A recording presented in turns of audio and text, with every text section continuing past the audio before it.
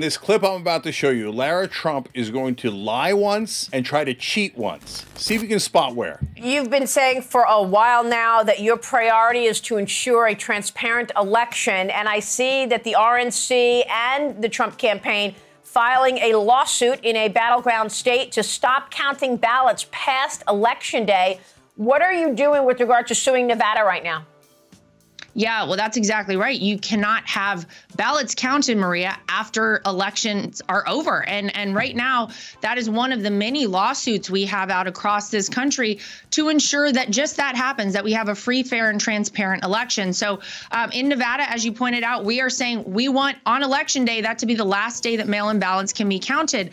And we've been very successful in a lot of lawsuits. A couple weeks ago, we won a big lawsuit in the state of Pennsylvania. They wanted to take off dates from mail-in ballots. Of course, the Democrats, in an effort to make it easier to cheat. We pushed back on that. We won, and that set precedent for the entire country. So whether it's Nevada, whether it's Pennsylvania, or whether it's in New York City, where we actually just had a big win, they were trying to encourage 800,000 non-citizens to vote. We had a bipartisan effort led by the RNC. We won there. They are not going to be able to do that. And we are doing those things all across the country because we can't be reactive. We have to be proactive. We have to look at this well ahead of Election Day and the election season that we now have in this country. We're doing everything from the RNC to ensure that that happens. Okay, so did you catch that? The lying was when she said in New York, they were trying to get 800,000 people to vote in this election and try to steal this election.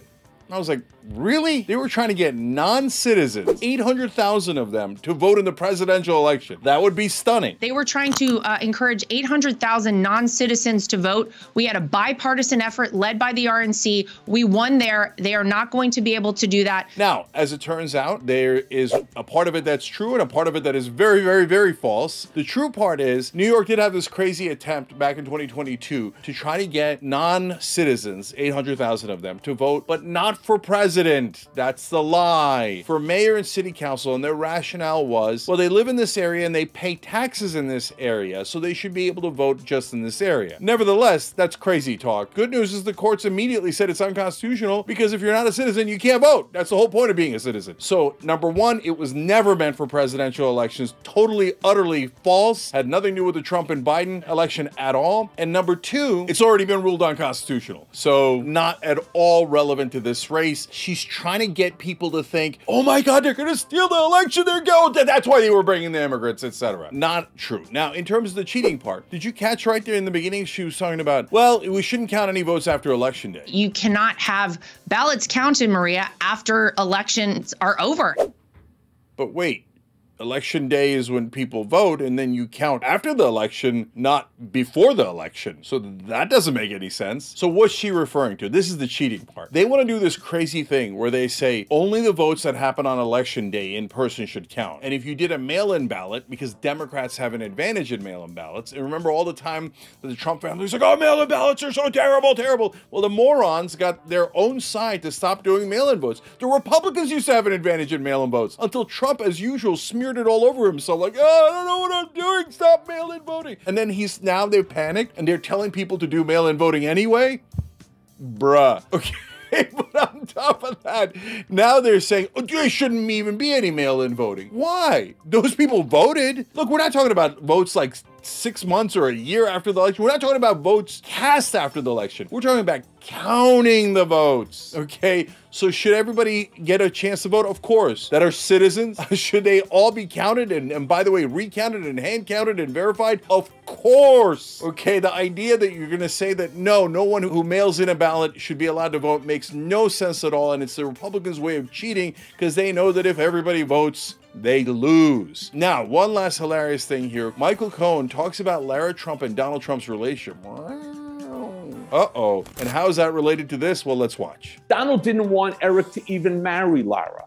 All right. He wanted him to marry this girl, Amanda. All right. And Eric chose Lara. Fine. No problem. Everybody has the right to choose who they want to marry and who they want to love. Donald couldn't stand her. And he ignored her. He had nothing to do with it. He was insanely rude, to her, especially behind her back. But putting all that aside, and he even acknowledged this at a fundraiser in Washington when he turned and he said he saw Lara on television saying these wonderful statements. There were these amazing, wonderful statements being made. And I said, who's that? And someone had to tell him, that's your daughter-in-law. All right. And he goes, oh my God. And that then became a love fest. Like with everything with Donald, it became a love fest. Now she's out there trying to, of course, stay in Donald's good graces. Right? And she's saying the most obnoxious, the most disgusting and despicable that any one person can say. And she's doing it. Why? I don't know. She thinks maybe it's going to make Donald care about her more. For a second there, I thought it was going to go in the other direction, where Donald Trump was going to be really into Lara Trump. It's almost kind of comforting to know that he didn't like her in the beginning. But he's such a simpleton. He's such a simple little guy, where he's like, oh, me no like her. Me want someone better. Ooh, she say nice things about me. Me like her. Me like her. And that's why Lara Trump's at the RNC. This is all a giant effort to fluff her father-in-law, you know, rhetorically, proverbially, etc. And look at me, daddy. Look at me, daddy-in-law, in this case. I'm lying and cheating on your behalf. Are you proud of me now? Well, knowing Trump, he probably is. But I have a wild suggestion for the Republican Party. How about you just try to win the election? And by the way, good news for you guys. At this point, Trump's leading, so you don't have to lie and cheat and do all these dumb things that make you lose credibility and make you look ridiculous. How about try to convince people that they should vote for you because you're going to be the better president? I know that's a big shock to both Biden and Trump, but that's the direction I'd go. If you enjoyed this video, that's because of our members. They make us independent, they make us strong, and they make us honest. Become a member today by hitting the join button below.